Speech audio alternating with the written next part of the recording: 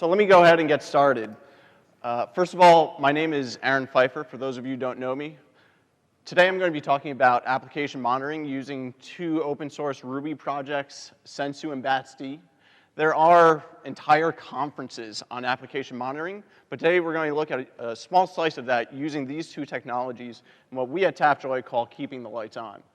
There's a GitHub repo link at the bottom here, and that has all the examples that are in the slides as well as documentation on how to get Sensu and BatsD up and running on your own laptop.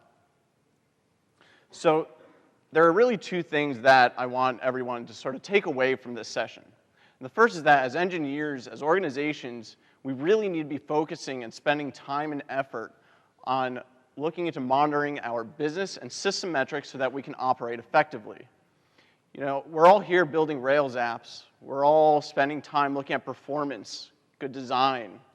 But we often forget a major part of that process of building new features, which is how do we monitor it? How do we make sure it's actually working properly when it goes live? And the second thing that I want everyone to take away is that there are a lot of open source technologies available for monitoring, and it's really exploded over the past few years.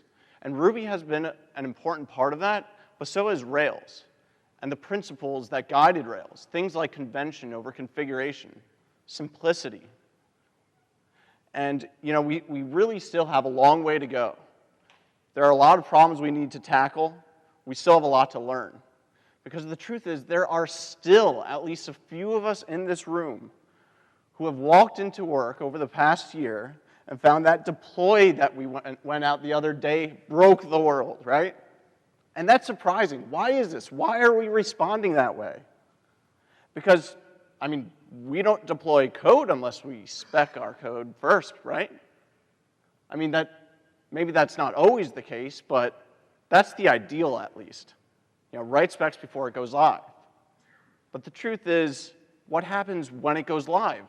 There's nothing testing that. And that's what monitoring is for. Monitoring is our 24/7 RSpec running live in production against production data. This needs to be part of the ideal. This is going to be catching those problems that we wouldn't have seen otherwise. A little bit about me. I'm based out of Boston. I've been hacking on Ruby for quite a while now. I've been working on a bunch of different Ruby and Rails projects, though my main project is called State Machine, if you haven't heard of it before. I'm a, yeah, nice. Thank you, thanks. I'm a principal engineer at Tapjoy. I previously worked at Vixmo, and over the past several years, I've really learned a lot. And one of the primary things is that as you grow and as you scale, you tend to hit some of these issues with downtime. And when you encounter downtime, it's going to cost real money. It has a real effect on your company. If you're a $10 million business, hours or days of downtime is going to cost a lot, hundreds of thousands of dollars. But the question is, when we talk about downtime here, what does that really mean? And how can we use monitoring to help improve that metric? Because this is what we think of as downtime, pingdom. Our website returns 500, takes too long to respond. This is what we think of as an outage. But the question is, what do you do in this case? This is Amazon returning with no CSS, no images, returns 200, it's fast to respond, has all the right content. No one's going to buy anything when they hit this website, so that has to be considered an outage. So when we think about this, pingdom's not going to catch this. What are the different metrics that we can monitor that are going to detect this type of downtime? And I like to categorize that into three different types. And the first are business metrics. These aren't going to tell you the root cause, but these are sort of your backup. These are going to tell you when there's an outage that's affecting a key performance indicator for your business. At its most basic, this is something like revenue. But this could include other things like conversions, like purchases. How about new users? How many of us have run into this before? Don't validate the presence of a Boolean field. We've all run into this at some point. And this validation seems innocent, but the truth is that this is going to silently fail and prevent new users from being created. And on the surface, nothing seems wrong. We get no exceptions. And so we're not going to know about it unless we're tracking our new users metric. And the second category I like to call application performance metrics. And this is the type of information that you might usually see from a service like New Relic. So these metrics deal with individual web requests and how performance is perceived by the user. And so this is probably one of the most common examples. This is looking at the response time for a particular application. And you can see it's taking us over 100 seconds to return to the user. And that's going to cause major issues and be directly correlated to conversions. And the third group I like to refer to as system metrics. And these are going to tell you the root cause of any infrastructure outage. These are things like Memcached metrics, Redis metrics, network activity. Here's an example of a disk usage metric. We're not rotating our logs, we forgot. And that's going to cause major issues in a server like your database server, right? So this is the type of thing we need to be monitoring, we have to have in place. And so, with all these different types of metrics, we've talked about pingdom being really useful for worldwide outages. We've talked about New Relic being really useful for application performance, but we haven't talked about a tool that we can use to access and monitor real-time system and business metrics, something that works really well in the cloud, and ideally something that would be written in Ruby, something that we might be able to read, understand, and hack on. And this is really where Sensu and BatsD really make a difference and shine. And so I'm going to talk a little bit about what these two technologies are, how they fit into your architecture. We'll talk a little bit about the components, and then we'll go into some examples.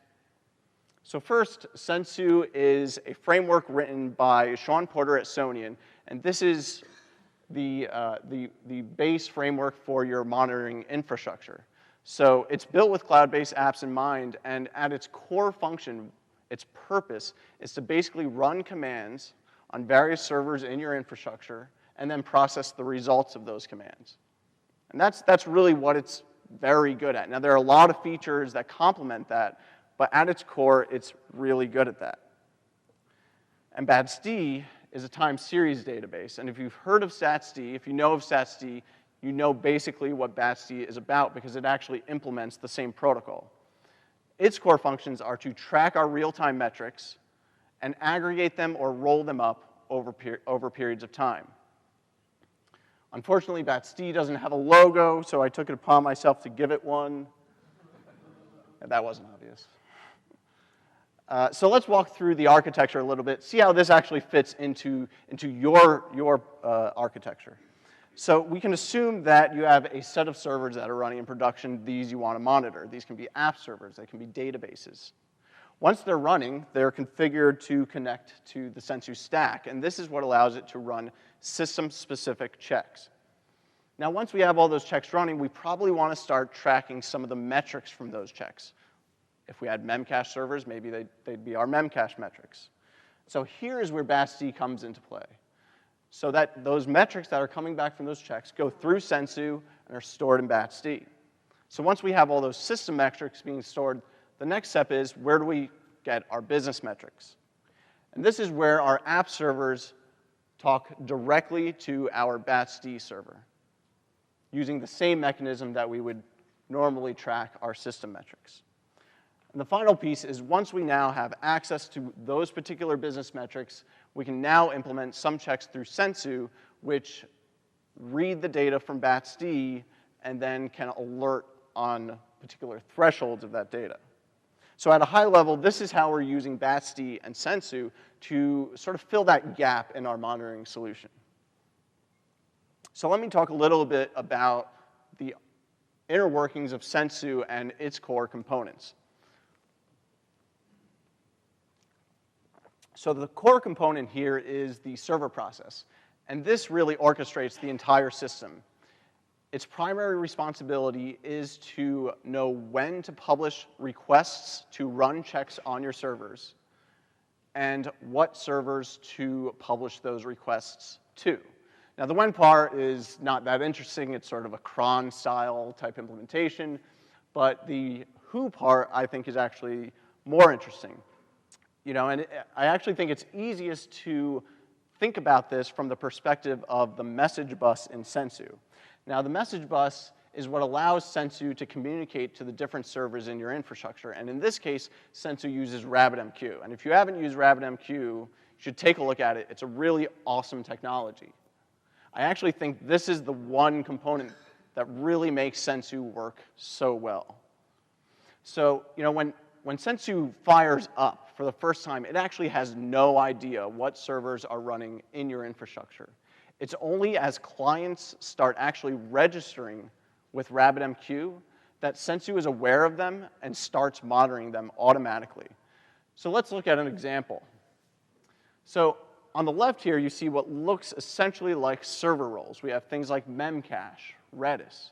In Sensu terminology, these are subscribers. And each subscriber has in RabbitMQ a fan-out exchange, which means any message or any check request that gets published to that particular subscriber will get fanned out or sent out to each client that is consuming from that exchange. So you can see we actually have these bindings in place which provide that connection. So on the right, we have what looks like a bunch of gibberish and letters, but those are actually our clients in our system. Those are our servers. So they fire up, and if we have something like a Memcached server, it knows it wants to listen to the Memcached role. And if we have maybe a core role that represents everything. So any Memcached check that gets published through the Memcached exchange is going to be picked up by any client bound to that. So once a client picks up a request to run a check, this is where the Sensu client process comes into play.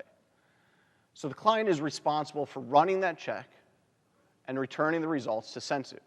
And there are actually two requirements for checks. They're two very basic requirements. And the first is to provide an exit code. This tells you this is the severity of the check. Is it warning? Is it critical? Is it okay? And the second thing is to provide output. And this could be individual metrics. It could be debugging information. It all depends on the individual check itself. Now, once you've got a check that's running, returning results back to Sensu, the next question is, what do we do with those results? And this is where handlers come in. Handlers are basically commands that take in the output of a check and do something with it, whether it's sending an email, maybe sending a PagerDuty alert. And you can essentially think of the way this works as a command pipe in Linux, although we get a little bit of additional metadata. So the information on the left there, that JSON, actually gets piped into standard input to your handler command. And handlers can do a lot with that, and we'll see that in a little bit. So the Sensu admin is really where this all starts to actually come together. And this is actually a Rails app, again, open source in the Sensu repository. And from here, you can see all the checks that are running, the alerts, the clients that are connected. It's getting all this data through a RESTful API, and given that it's in Rails, we can all go in and sort of make modifications, add additional things. We should all be familiar with sort of the underlying code of this admin. So this is a diagram that shows all those components now coming together. And I really think this shows the simplicity of Sensu. And if you were actually look at the underlying implementation of Sensu, it's about just as straightforward. It is a pretty simple product. And the meat of the product really exists in the community-provided checks and handlers. Those are the really, really important aspects. So now let's shift a little bit to the BatsD architecture. I mentioned this is our time series database. Now, the BatsD basically has two processes that are at its core. The first is the receiver process. This is responsible for taking in those real-time metrics, aggregating them or rolling them up over time, and then storing them in a couple of different data stores, memory, Redis, and disk. Once that's stored, we then have the API, or the server process, which allows you to then query for those data points and get those previous data points out of those different data stores. And again, this is completely written in Ruby, and it's on top of Event Machine. So we should all be able to go in and at least start to follow the implementation. Now, I mentioned there are 3 different data stores, and which one gets used depends on actually how real-time the data is. So for a typical scenario, the memory is going to be storing the last data point, and that'll be data from less than a minute ago. Redis is used for sort of the shortest term roll-up of your data, and that could be data from minutes or hours, sometimes days ago. And the file system is what gets used for long-term storage. This would be data from months, potentially even years ago. And so you can see that the different technologies were used depending on how real-time we needed the data to be. Now, there are actually 3 different types of metrics that can be reported to BatsD. The first are counters, and they all differ actually depending on how they behave over time. For counters, these represent relative changes in a value, so +1, -1, +5, and these actually get summed up over time. Timers represent absolute values at any point in time. And as time goes on, these values actually get averaged as they're rolled up. And we track a couple of different stats about them, like standard deviation, 90th percentile. And finally, we have gauges, which are a little bit of an oddball. I would say you probably don't use them that often. They are, every data point that gets recorded actually gets tracked on disk, and they're never aggregated in any fashion, so they don't actually take advantage of it being a time series database, but it's there if you need it. So configuring BatsD is actually really simple. This is the entire configuration for BatsD. And it's able to do this by making a few assumptions about your data, following a little bit of convention over configuration. And the most important thing really to focus in on here is the retentions, because the retentions determine how long your data sticks around for and at what granularity. So in this case, we've defined 2 retentions. The first is that we keep around 1,440 data points at 1-minute roll-ups. So that's about a day's worth.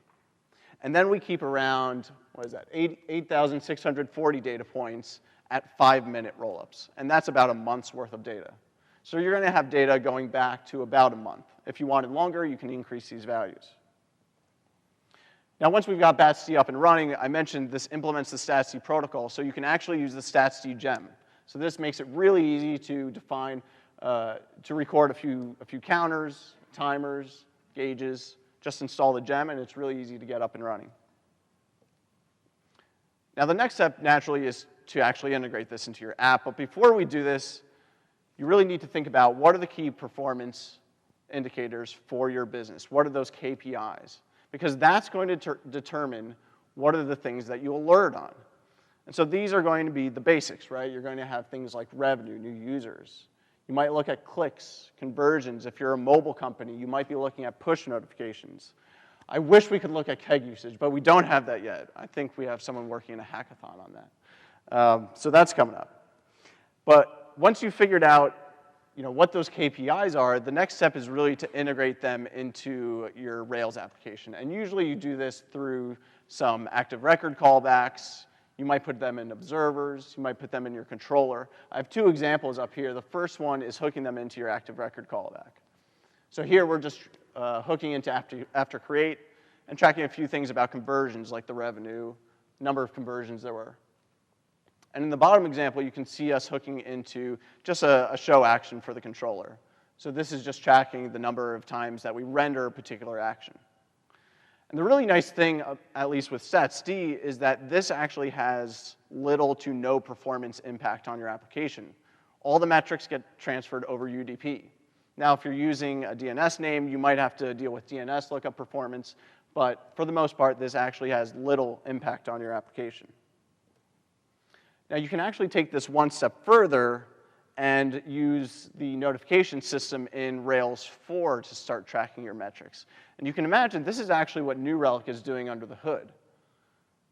It's getting information about all of the requests that are being made to your server. And in this case, we're actually tracking the number of requests for each HTTP status code that we render.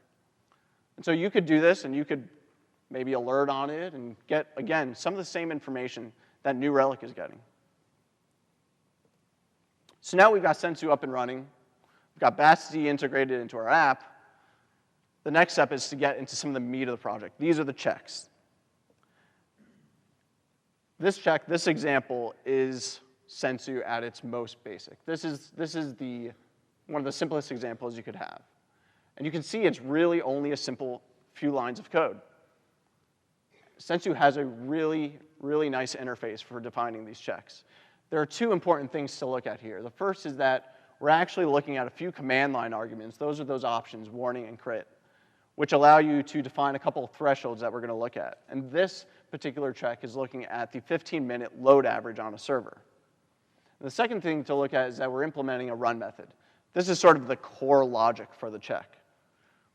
And what we do is we read in that load average, and then based on the thresholds that have been configured in the command line, we actually render a status code, warning, or critical based on a comparison of those values. So that's really easy. So let's look at something maybe a little bit more interesting. Here we're defining a check for tracking our Memcached stats. And again, it actually looks like pretty simple. It's only a few lines of code. But the really interesting thing to call out here is that this is where we can start to take advantage of everything that everyone in the Ruby community has built. Here we're pulling in the Memcached gem, which gives us really quick and easy access to the stats API in Memcached. And we can just write those out to be picked up later on by Sensu, maybe stored in a database, graphed in a dashboard. You get a lot of information by just outputting these metrics. And remember, this is Ruby, so we can even write R specs around our checks. That's kind of awesome. All right, and this is what the output looks like. So you can see we've got the keys on the left. Those are our stats from Memcached. We've got sort of the counts for each of those keys, and we've got timestamp when they occurred. So now that those checks are written, the next step is to actually configure them in Sensu server so that we can actually get them running on our servers. So Sensu uses a very basic JSON configuration file, but sometimes it's a little bit hard to remember what each configuration means. So I have a little bit of a cheat sheet at the top there that sort of provides a sentence for what this configuration means, and we'll run through it. So for this load average check, what we're asking Sensu to do is to run the checkload15 command on a set of subscribers, in this case our databases, and to run it every interval seconds, so that's 60 seconds. And after occurrences failures, after 10 failures, we're going to run a set of handlers. In this case, the mailer handler, and we're going to send a PagerDuty alert. And we're going to be reminded every 3,600 seconds if it's still failing. So this is sort of the most basic implementation for a check configuration. And you can see we're going to use that same Memcached check we wrote before, but the one key difference is that we actually have a type configuration. And what this tells Sensu is that it's only going to be reporting metrics. It's not actually going to generate any alerts in your system. And this is where the community starts to really show how easy it is to start tracking some of these things. We already have checks written for Redis, for Memcached, for Rescue. There are a whole ton of these, and the really nice thing is that if you use Nagios, this is compatible with any Nagios plugin. So if you're looking to make the transition from a system like Nagios to Sensu, this is going to make it a lot easier. Now we've touched on system checks. The next thing to look at are our business checks.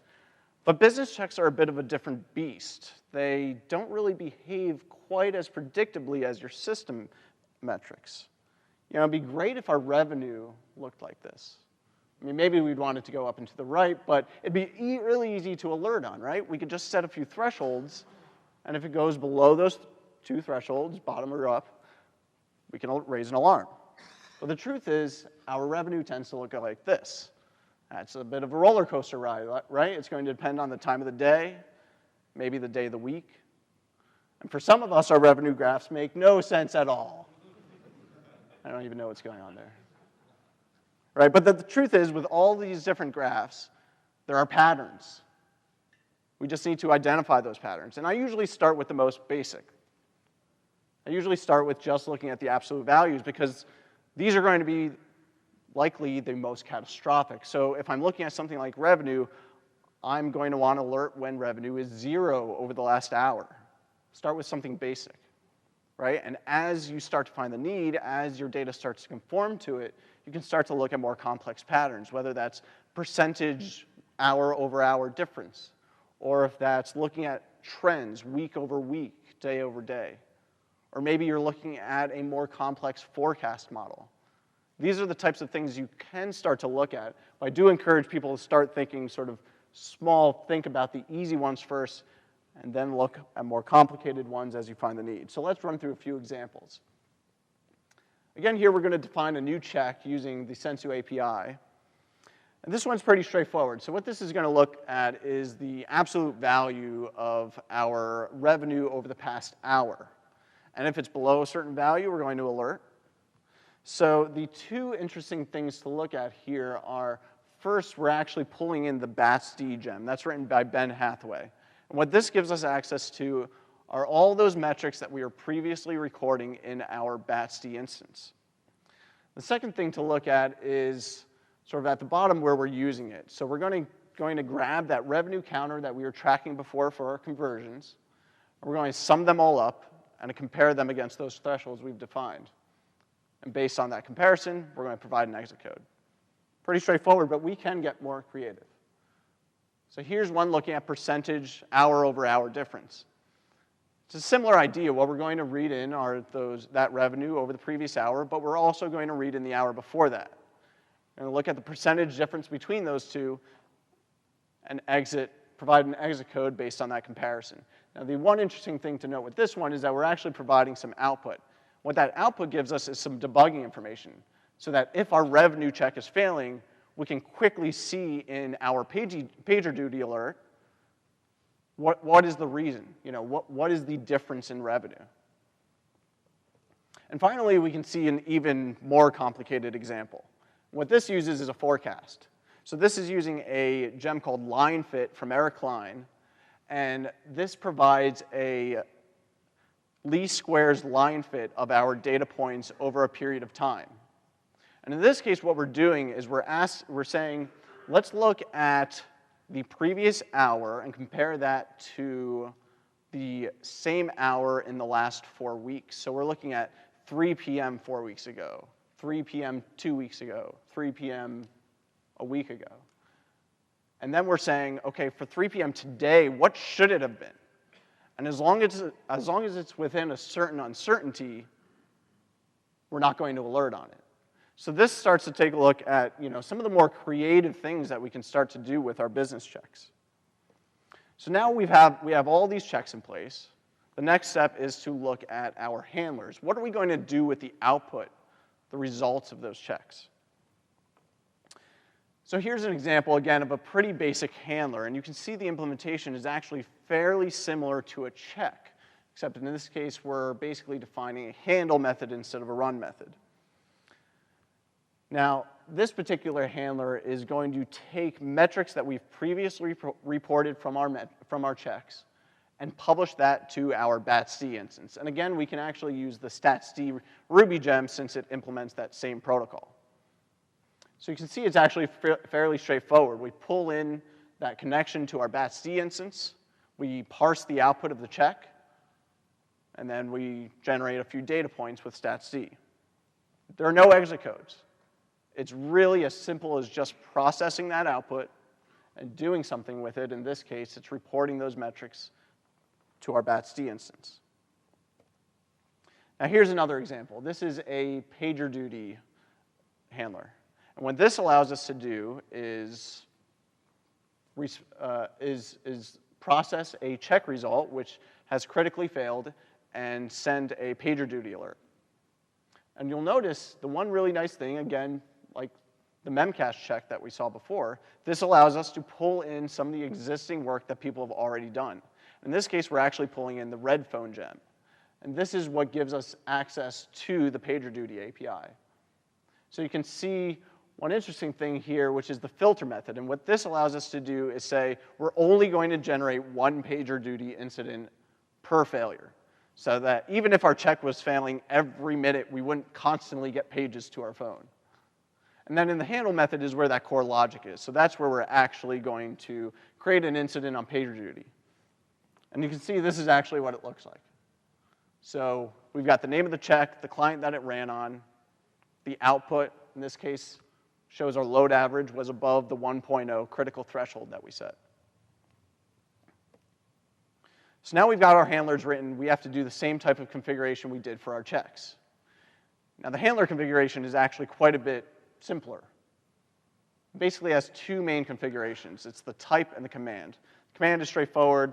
It's just path to the actual command, but the type is pipe, which tells us that all of the results from our checks are actually going to be piped into our handlers using standard in. And again, by making some assumptions, we can really simplify these configurations. And you can see we actually have a severities. There are other configurations here that you can put. We have a severities configuration that we added to our PagerDuty handler, and this forces only critical checks to actually get processed. And again, the community really helps out here. They've already integrated against all of these services. There's a lot more we can do. I think there are more services that we should be integrating against. But there's already a whole ton of things that we can do. That's a great start. So the question is, we've got the Sensu framework up and running. We've got BatsD data. We've got system checks. We've got business checks. What's next? Where do we go from here? The first thing is, I want to mention everything we've used, everything we've shown you today is being used by Tapjoy in production for almost a year. And this is at scale. We're monitoring hundreds of servers. We're getting over 1,000 check results per minute back from all those servers. We're tracking thousands and thousands of metrics per second in our BatsD instance. This is scaling. This can work for some of the companies that are at this scale. The one other thing to note is that this is starting to become a part of our development process. And if you recall, I mentioned at the beginning of the talk that this is something people often miss when developing new features. And it hasn't historically been really a part of that process. So the question is, why not? I think one of the main reasons is because it's not easy enough yet. When Rails came out and RSpec came out, it made it really easy, maybe sometimes even fun, to write our unit tests. But we haven't done that for monitoring yet. And it's not the ops responsibility to be writing these checks. This is engineering responsibility. It needs to be a part of the engineering process. It needs to be really, really easy to write checks for our applications. Imagine if we could do that right within our own Rails app. What if we could build a feature, instrument it with metrics, write tests for it, put the monitoring checks in with that commit as well, and maybe you can even write specs against that check. This is what we need. We need the ability to be defining these checks right within our application. And what if it was tied to our deployment process? So what if we had a Capistrano extension so that when our feature goes live, so does our check? This would be awesome, but no one's built this yet. Someone needs to look at tying something like Sensu into our Rails apps to make it that much easier, where we have no excuse to not be monitoring any of the metrics, any of the business metrics that are coming out of the new features we're building. This needs to happen. And what about our infrastructure?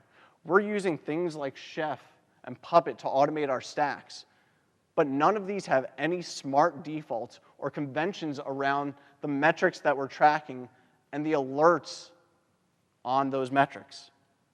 Every time we build a Redis server or Memcached server, we should be automatically tracking those metrics, and there should be some smart default set of alerts that we're creating. And this hasn't happened yet, but you could imagine we could actually implement some Chef cookbooks or what have you that automatically puts in this instrumentation in the process for building your stacks. This needs to happen. We need to make it so easy there's no excuse to not do it. But yes, alerting is hard. It takes a while to figure out the right thresholds. So it's not going to be as easy as maybe I would like it to be, where there's sort of all these defaults. But at the very least, we need to be monitoring and measuring those metrics. We need to actually be tracking those metrics, because even though this doesn't look easy, this should be easy. I love infomercials. But seriously, alerting is hard, yes. There are a lot of things we need to be thinking about. There's really this delicate balance between good thresholds and noisy alerts. If we tighten our thresholds too much, we're going to miss alerts. If we loosen them too much, we're going to get too many alerts. It takes a little bit while to find that balance. Context is important. Etsy wrote in a blog post saying that measure anything, measure everything. They weren't too far from the truth. You need all of that context to really know if there's actually a problem going on in your system.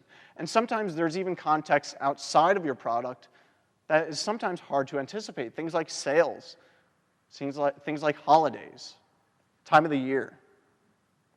And alerting also requires this good balance between top-down metrics and bottom-up metrics. Those top-down metrics are your business metrics. Those are the things that are going to tell you when there's an outage affecting something important to your business. But those bottom-up metrics, those system metrics, are going to be critical to understanding when there's a failure in your infrastructure. So there needs to be a good balance there. Some final thoughts I want to leave you guys with. First is choosing the right monitoring technology. I know I've talked about Sensu, BatsD, it's worked well for us, but there are others out there, and I encourage everyone to think about the differences between those technologies and choose the right one. Second, it's really critical to think about alerts and metrics that you can actually do something with. Even though Etsy said measure everything, if we measured everything, it would be really difficult to find the important things. So we need to be measuring stuff that's actually actionable. And third, we need to start making this transition from being reactive and reacting to outages more towards being proactive and knowing about the metrics that are starting to show a trend which is going to result in an outage affecting all of your users. And it's going to take a while to get there.